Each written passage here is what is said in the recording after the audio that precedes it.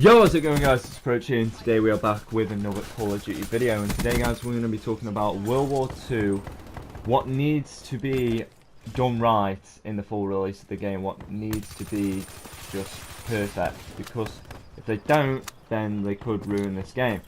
So, let's start off. Number one, they need to make sure that the guns are all level, so there's not like just one or two overpowered guns, because then that would just either get repetitive and it just get boring real quick, or if someone actually prefers to use a different gun, they can't, because if the people are using them overpowered guns, the two overpowered guns or whatever's in the game, then the only way to win would be to pretty much use them guns against the enemies. So yeah, I mean, honestly what I'm trying to say is it should just be done around still and just average the guns out so that they're all decent.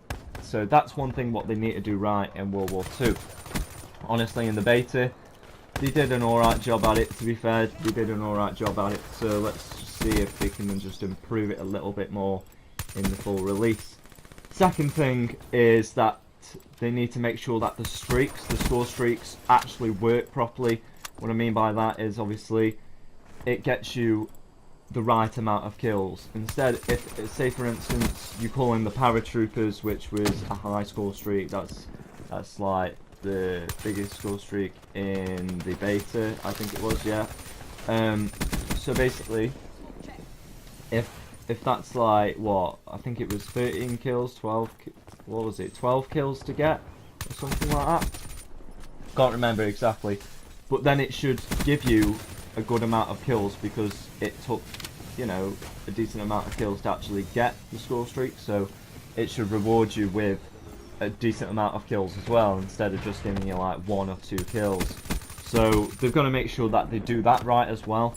And I think there's like some kind of, I don't even know, gunship or something in the game, which is coming out, like a chopper gunner or something. I don't even know. I'm not too sure exactly. I haven't looked at the score streaks properly yet, so what I'm saying is it just needs to be right, okay? Because we don't want score streaks which are getting you 1 or 2 kills. I mean, fair enough if it's the lower score streaks, then they can get you around about 3 kills. So yeah, but with the high score streaks, definitely make sure that it gets you the right amount of kills. So moving on, the next thing is the maps. Now, obviously we had Gibraltar, we had, I can't remember the trench map's name, I can't remember that, but there was a trench map and there was forest map, the snowy forest map. I can't remember the exact name, but them 3 maps were actually decent in the beta. They, you know, they were pretty good. Actually, there was another one, wasn't there? There was another big map. I actually can't remember the freaking name of that either, to be honest. But it was a large map, and the only way to pretty much play that was to just sit back. You couldn't really rush, because a lot of people just camped in the buildings and on the head glitches and stuff. So definitely, when it comes to that map in the full release, make sure you play that slow. But what I'm saying is, for the maps, you need to make sure you have good map control as well. So basically, the maps have really good flow, instead of just having some kind of waste of a map where it's just like chaos everywhere and you kind of can't get anything done.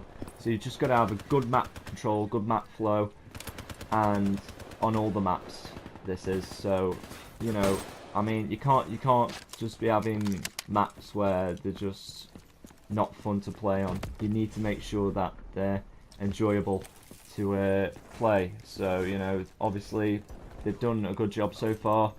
Let's see if it can carry on. So I'm pretty much, that is it for World War II. I mean, obviously, you know, add some cool features into the game with supply drops. Don't make DLC too overpowered, you know, stuff like that. And don't add too many weapons into the game. So that's all I can say really for World War II. That's what it needs to be a good Call of Duty. So hopefully you guys did enjoy this video. If you did, then make sure you leave a like and subscribe if you're new. And yeah, I'll see you guys on my next video. Peace, guys.